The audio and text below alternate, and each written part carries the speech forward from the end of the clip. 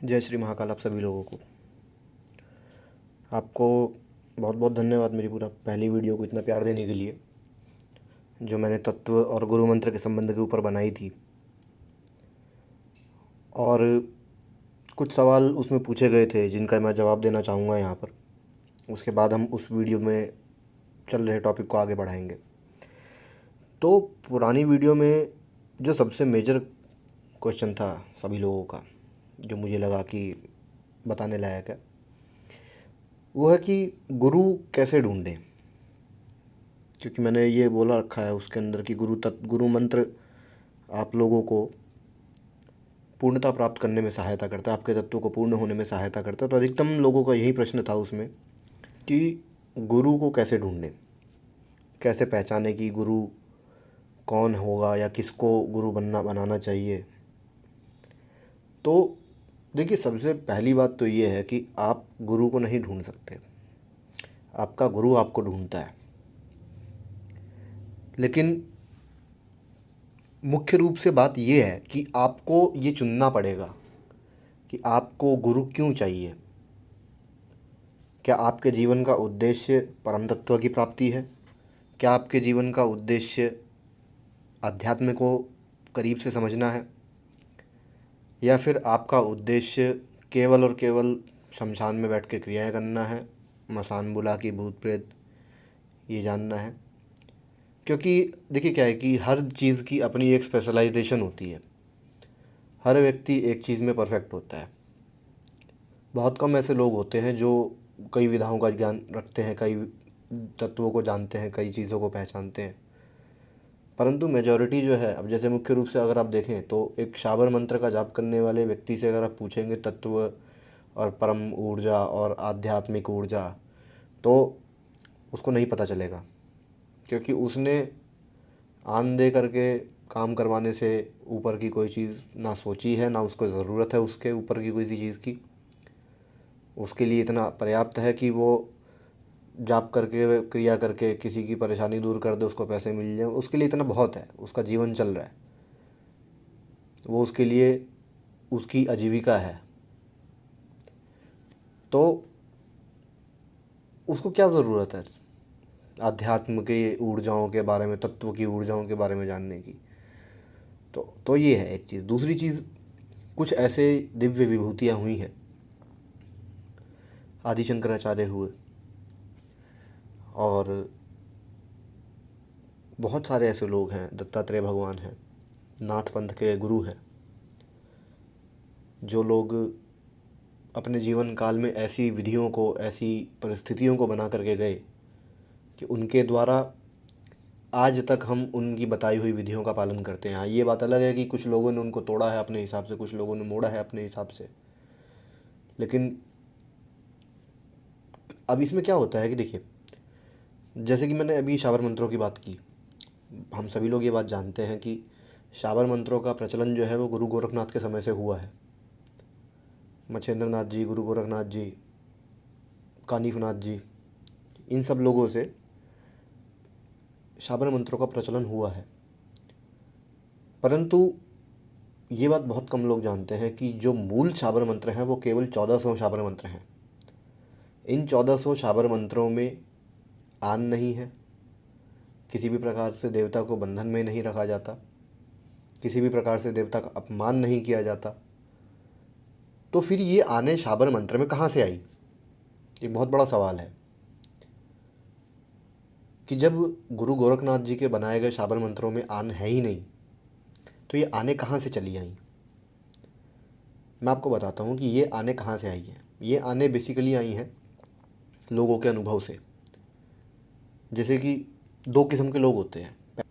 पहले वो लोग होते हैं जो लोग वैसे तो काम नहीं करेंगे, लेकिन उनको अगर बोला जाए कि भैया तुमको इसकी कसम है, तुमको उसकी कसम है, तो कुछ वो लोग कसम को थोड़ा सीरियसली लेते हैं, तो वो लोग काम कर देते हैं। ये होते हैं पहले लोग। दूसरे लोग वो होते हैं कि उन लोगों को मतलब ही नहीं है, तुम कसम देते देते मर जाओ, तुमको जो करना है वो कर लो, वो हो जाएगा। तो जो पहले वाले लोग हैं, जिन्होंने जिन्होंने ये अनुभव किया कि ये आदमी काम कर देता है कसम देने पे, तो वो ये बात प्रचलित कर देगा कि ये वैसे तो काम करेगा नहीं, लेकिन अगर इसको कसम दे दी जाए तो ये काम करेगा। ठीक है, अब एक बात और समझिए मेरी, कि कसम देने वाला व्यक्ति जो है उसका सम्मान करता है सामने वाले का, तभी उस बंदे ने उसके कसम देने के ऊपर काम कर दिया। ठीक है, लेकिन ज़रूरी नहीं है ना कि अगर उस व्यक्ति के कसम देने पे उसका काम हो जाए तो दूसरे व्यक्ति की भी कसम देने पर उसका काम हो जाए। यानी कि अगर वो व्यक्ति किसी को बोले कि ये कसम पे काम करता है, कसम मानता है, तो ज़रूरी नहीं है ना कि वो बंदा दूसरे वाले बंदे की भी बात माने। सौगंध, कसम, वचन, ये क्या है? ये एक प्रकार का सम्मान है जो हम सामने वाले को देते हैं। कैसे? अगर मैं किसी को कोई वचन दे रहा हूँ या मैं किसी को कोई बोलते हैं सौगंध दे रहा हूँ किसी को, तो निश्चित रूप से मैं ये मानता हूँ कि वो व्यक्ति उस वचन का या उस सौगंध का या उस कसम का वो मान रखेगा। नहीं तो कसम क्या है? शब्द ही तो है, वचन ही तो है। परंतु वचनों की बहुत मर्यादा होती है, वचनों का बहुत महत्व होता है। इन्हीं वचनों के कारण भीष्म पितामह बने, इन्हीं वचनों के कारण अंगराज कर्ण बना, क्योंकि इन लोगों ने आजीवन अपने व्रत पालन किए, आजीवन अपने सौगंध निभाई, आजीवन अपने वचन निभाए। इसीलिए आज इनका नाम जो है सम्मानपूर्वक लिया जाता है। तो देवी देवता को जब वचन दिए जाते हैं, अगर किसी एक व्यक्ति के वचन देने पर या किसी एक व्यक्ति के आन देने पर देवता काम कर देते हैं, तो ये ज़रूरी नहीं है कि हर व्यक्ति के वचन देने पर देवता काम कर देंगे। क्योंकि वचन देने के लिए आपका सम्मान और आपका आत्मविश्वास उस स्तर का होना चाहिए कि वो देवता आपकी बात मान ले। यही कारण है कि शाबर मंत्र जाप करने वाले व्यक्ति को उतनी सफलता नहीं मिल पाती जितना शाबर मंत्र बनाने वाले व्यक्ति को मिली थी। क्योंकि हम नहीं जानते कि उनका क्या भाव था। शंकराचार्य जी महाराज का क्या भाव रहा होगा जब उन्होंने उतने सारे स्तोत्र लिखे, क्या भाव रहा होगा हमको नहीं पता, ना ही हम उस भाव को समझ पाए। परंतु आज हम जब विश्वास के साथ में उन चीज़ों का पाठ करते हैं, महिषासुरमर्दिनी स्तोत्र हुआ, काल भैरवाष्टक हुआ, और ये केवल आदि गुरु शंकराचार्य की बात नहीं है, ये उनके बाद की शंकराचार्य की पीढ़ी में जो लोग हुए उन्होंने भी बहुत सारे स्तोत्र रचे, बहुत सारी रचनाएं उन लोगों ने की। जब इन रचनाओं को आज के समय पे पढ़ा जाता है मंदिर में खड़े होकर के, तो एक अलग सम्मान, एक अलग ऊर्जा का अनुभव होता है। वो ऊर्जा इसीलिए है क्योंकि जिन्होंने उस स्तोत्र को रचा था उनको रचते समय एक दिव्य मनोयोग का प्रयोग किया था, एक अलग आकर्षण का प्रयोग उसमें किया गया था, तब जाकर के उन स्तोत्रों को बनाया गया था। तो ऐसे हम लोग कह सकते हैं कि दत्तात्रेय भगवान आदि गुरु शंकराचार्य हुए, नवनाथ हुए, ये दिव्य तत्व के ज्ञाता थे, परम तत्व के ज्ञाता थे, जिस कारण से इन्होंने इतनी उपलब्धियां प्राप्त की। तो जो भी गुरु आप लोग चुनते हैं, आप लोग सबसे पहले अपना उद्देश्य स्पष्ट कर लीजिए कि आपको करना क्या है। क्योंकि अगर आपके मन में है कि आपको जादूगर बनना है और आप चले जाएं किसी ऐसे गुरु के पास में जो तत्व के अंदर रुचि रखता हो या उसके तत्वों की जानकारी हो, आपका उद्देश्य पूर्ण नहीं होगा। तो आपको क्या करना है, कैसे करना है, आप अपना उद्देश्य स्पष्ट कर लीजिए और उसके बाद आप गुरु धारण करिए कोई भी। ठीक है, अब हम लोग बात करते हैं उस बारे में जिस बारे में मैंने बात अधूरी छोड़ी थी पिछली वीडियो में। तो जैसा कि मैंने आप लोगों को बताया था कि आपके तत्व का आपके गुरु मंत्र से कितना गहरा संबंध होता है। गुरु मंत्र ऐसे ही नहीं दिया जा सकता किसी को भी, क्योंकि गुरु मंत्र देने का मतलब ये होता है कि एक गुरु जब किसी को गुरु मंत्र देता है तो वो उस व्यक्ति के सारे पापों को खुद अपने ऊपर धारण कर लेता है, अपने ऊपर ले लेता है। और अगर एक गुरु का तपोबल या एक गुरु की सामर्थ्य या एक गुरु की क्षमताएं उतनी अधिक नहीं हुई कि वो उसके भी पाप झेल ले, अपने भी कर्म खराब ना कर पाए, तो ये क्षमताएं बहुत कम लोगों में होती हैं। ठीक है, तो जैसे कि आपके गुरु ने अगर आपको कोई गुरु मंत्र दिया है और यदि वो व्यक्ति तत्वों का जानकार है तो वो कभी भी आपको एक ही देवता का गुरु मंत्र नहीं देगा अपने सभी शिष्यों को।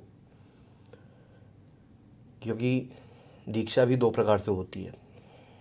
एक होती है नाम दीक्षा, जिसमें कि आपको केवल उस मार्ग के इष्ट देवता जो होते हैं उनका मंत्र आपको पकड़ा दिया जाता है कि आप इसका जाप करते रहिए। इसमें आपको देवता की कृपा तो मिलेगी, गुरु के प्रति समर्पण रखने से आपको गुरु का आशीर्वाद भी मिलेगा, परंतु आप अपने तत्व को नहीं पहचान पाओगे। उदाहरण के रूप में अगर आप किसी गुरु के शिष्यों से मिलते हैं तो आप उनसे इतना पूछ लीजिए कि आप सबके गुरु मंत्र कौन से देवता का है, क्योंकि गुरु मंत्र क्या है ये नहीं बताया जा सकता, लेकिन गुरु मंत्र के देवता कौन है ये बताया जा सकता है। इसमें कोई दोष नहीं होता, इससे गुरु मंत्र के नियम भी खंडित नहीं होते। तो उससे आपको समझ में आ जाएगा कि इनको क्या गुरु मंत्र मिला हुआ है और क्या प्रोसीजर है उसका। ये होती है पहली दीक्षा। दूसरी दीक्षा वो होती है जिसे आध्यात्मिक भाषा में तत्व दीक्षा कहते हैं, मार्ग दीक्षा कहते हैं या संस्कार दीक्षा कहते हैं। इस दीक्षा के अनुरूप, इस दीक्षा के अनुसार किसी भी व्यक्ति को ऐसा गुरु मंत्र दिया जाना चाहिए जो उसके तत्व का पूरक हो। और जैसे कि मैंने बोला कि तत्व की जानकारी हर गुरु को नहीं होती। आज के समय में तो ये चीज़ संभव भी नहीं है कि हर किसी व्यक्ति को तत्व की जानकारी हो, क्योंकि इसके दो कारण हैं मुख्य।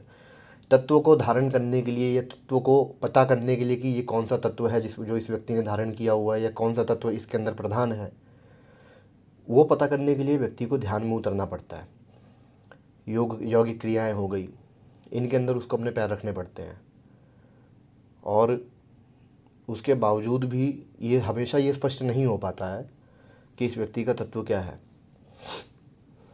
ठीक है, क्योंकि आप अगर सोचो कि आपको 15-20 मिनट या आधा घंटा ध्यान लगा करके आपको सब कुछ पता चल जाए तो ये संभव नहीं हो पाता है। ध्यान लगाने के लिए भी आपको उन प्रक्रियाओं को समझना पड़ेगा, ध्यान के अंदर होने वाले आभासों को समझना पड़ेगा, उसके बाद कहीं जा कर के ध्यान लगता है थोड़ा बहुत।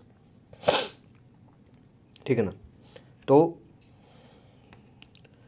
गुरु ही आपको बता सकते हैं कि आपका तत्व क्या है, और गुरु को प्राप्त कैसे करना है वो भी मैंने आपको बता दिया है। तो उम्मीद करता हूँ कि आप लोगों को आपके सवालों के जवाब मिल गए होंगे, और अगर इसके बावजूद भी आपका कोई सवाल शेष रह जाता है तो वो आप लोग डिस्क्रिप्शन बॉक्स में पूछ लीजिएगा, उत्तर दे दिया जाएगा। क्योंकि वही वाली बात है कि आप अंधेरे कमरे में अकेले खड़े होकर के चिल्लाते रहें, कोई आपकी बात सुनेगा नहीं, क्योंकि वहाँ पे कोई है ही नहीं। इसीलिए जब तक आप अपने तत्व को नहीं जानते, जब तक आप अपने तत्व से नहीं जुड़ोगे, तब तक कोई फ़ायदा नहीं है कितने भी जाप करने का, क्योंकि आप एक ऐसी जगह पे खड़े होकर के चिल्ला रहे हो जहाँ पे आपकी आवाज़ को सुनने वाला कोई नहीं है। ये बातें आपको हर कोई नहीं बताएगा यूट्यूब पे, क्योंकि यूट्यूब पे ना लोगों की दाल रोटी इन्हीं चीज़ों से चलती है कि लोग उनके पास में आएँ और काम करवाएं, को दक्षिणा मिले। तो ये बात आपको हर कोई नहीं बताएगा, क्योंकि ये बातें बताने के लिए व्यक्ति को अपने आप को लोगों से काटना पड़ता है। क्योंकि जब तक आप समाज में रहोगे, जब तक आप एक विशेष परिवेश में रहोगे, तब तक आप इन बातों को नहीं समझ पाओगे। जब समझ ही नहीं पाओगे तो बता ही नहीं सकते। ठीक है। और एक चीज़ और मैं यहाँ पे बोलना चाहूँगा कि पिछली वीडियो देखने के बाद में बहुत सारे लोगों का मैसेज आया था हमारे पास में कि वो दीक्षा लेना चाहते हैं मेरे से। तो मैं आप लोगों को स्पष्ट रूप से एक बात बता देता हूँ, मैं दीक्षा केवल एक दिन देता हूँ पूरे साल में, और वो दिन है गुरु पूर्णिमा का, उज्जैन में बाबा कपाल भैरव के मंदिर में। इसके अलावा मैं पूरे साल दीक्षा नहीं देता, क्योंकि वो समय चला गया है जिस समय आंख बंद करके शिष्य बना लिया करता था मैं। क्योंकि कुछ चीज़ें हैं जो मैंने भी अनुभव से सीखी हैं। तो दीक्षा में केवल एक दिन देता हूँ, और वो है गुरु पूर्णिमा के दिन। उस दिन भी आपको वहाँ पर आना पड़ेगा उज्जैन में, और वहीं पर आपकी दीक्षा होगी। उसके अलावा दीक्षा नहीं दी जाती है यहाँ पर। ठीक है। बाकी मेरी पिछली वीडियो आप लोगों ने देखी होगी। आप सबका स्वागत है काल भैरव अष्टमी के मौके पर उज्जैन में। आप सभी आइए, मिलिए। वहाँ पर कोई शुल्क नहीं आपको देना है मेरे से मिलने के लिए, आप सीधा मेरे से मिल सकते हैं। रुकना चाहते हैं आप रुकिए, कोई दिक्कत नहीं है कहीं से कहीं तक। बस रुकने का, खाने का, ये सब कुछ आपको देखना पड़ेगा। बाकी मिलने का किसी से कोई शुल्क नहीं है। आप आराम से आइए, मिलिए, कोई दिक्कत नहीं है।